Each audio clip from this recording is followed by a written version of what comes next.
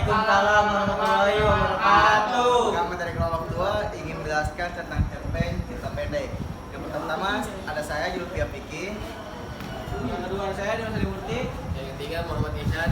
Saya Virginia. Saya Putri Galuh. Saya Muftia. Nah, yang pertama di sini ada pengertian yang dibacakan oleh Virginia. Nah, cerita pendek atau biasa disingkat cerpen adalah salah satu jenis prosa yang isi ceritanya bukan kejadian nyata dan hanya dibuat-buat. Cerpen cenderung singkat, padat, dan langsung pada tujuannya dibandingkan karya-karya fiksi yang lebih panjang seperti novelet maupun novel. Nah, yang kedua ada manfaat. Manfaat yang pertama itu meningkatkan daya imajinasi. Yang kedua menambah inspirasi bagi pembacanya. Yang ketiga sebagai media hiburan agar tidak jenuh.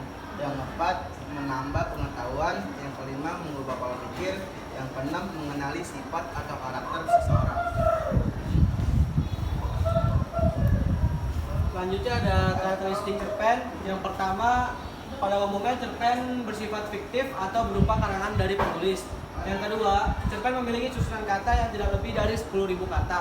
Yang ketiga, cerpen memiliki diksi atau pilihan kata yang tidak rumit sehingga mudah dipahami oleh pembaca. Yang keempat, cerpen memiliki bentuk cerita yang sangat singkat. Dan yang kelima, cerpen hanya memiliki alur cerita tunggal atau satu jalan cerita saja. Yang berikutnya itu ada struktur cerpen. Yang pertama itu ada abstrak, merupakan pemaparan gambaran awal dari cerita yang dikisahkan. Berikutnya ada komplikasi. Komplikasi merupakan bagian yang menjelaskan tentang struktur yang berkaitan dengan pemaparan awal suatu masalah yang dihadapi oleh tokoh. Yang berikutnya itu ada orientasi. Orientasi merupakan bagian yang menjelaskan tentang latar cerita seperti waktu, suasana, tempat, atau lokasi yang digunakan dalam gambaran cerita pendek. Yang berikutnya itu ada evaluasi. Evaluasi merupakan mulai terjadinya konflik masalah yang semakin memuncak.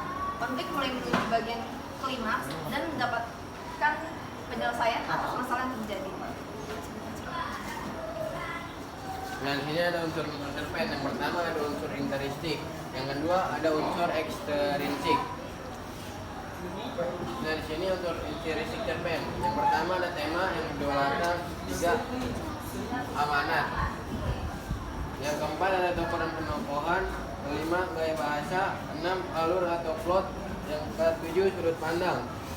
Di sini akan saya jelaskan. Yang pertama itu untuk tema merupakan ide dasar cerita yang melatar belakangi keseluruhan cerita yang akan ditayangkan. Yang kedua ada tokoh dan petokohan. Ini merupakan peran yang berada dalam cerita.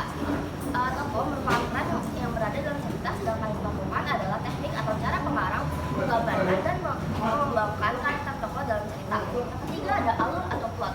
Ini merupakan jalan ceritanya suatu cerpen. Nah, yang keempat itu ada latar. Latar itu settingan, di mana cerpen itu sedang ditayangkan. Latar ini bisa latar tempat dan latar waktu. Lalu yang kelima ada gaya bahasa. Gaya bahasa merupakan mengungkapkan perasaan atau pikiran dengan tujuan memberikan efek pada para pembacanya. Nah, yang keenam ada sudut pandang. Di sini bisa berbagai macam, ada sudut pandang orang pertama ataupun sudut pandang orang kedua. Nah, sudut pandang adalah ciri strategi yang digunakan oleh pengarang dalam menyampaikan cerita. Sudut pandang terdiri dari orang pertama, kedua, ketiga. Yang terakhir ada amanat. Amanat adalah pesan yang ingin disampaikan pengarang kepada pembacanya. Umumnya amanat ini bersifat tersirat.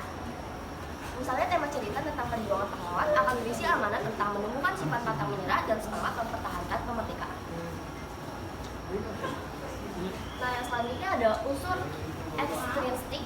Ini ada 3 unsur. Yang pertama ada latar belakang masyarakat, ada latar belakang penulis, dan nilai. Di sini akan saya jelaskan. Yang pertama itu untuk latar belakang masyarakat adalah unsur yang berada di luar cerpen. Latar belakang masyarakat ini merupakan pandangan ideologi suatu masyarakat di negara seperti kondisi politik, ekonomi, ataupun sosial budaya.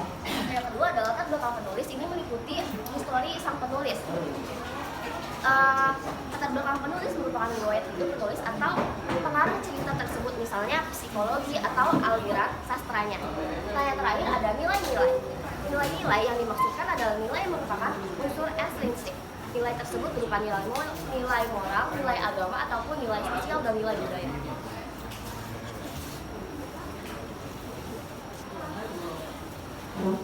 Nah, itu saja presentasi dari kelompok kami. Selebihnya mohon maaf. Assalamualaikum warahmatullahi wabarakatuh. Waalaikumsalam warahmatullahi wabarakatuh.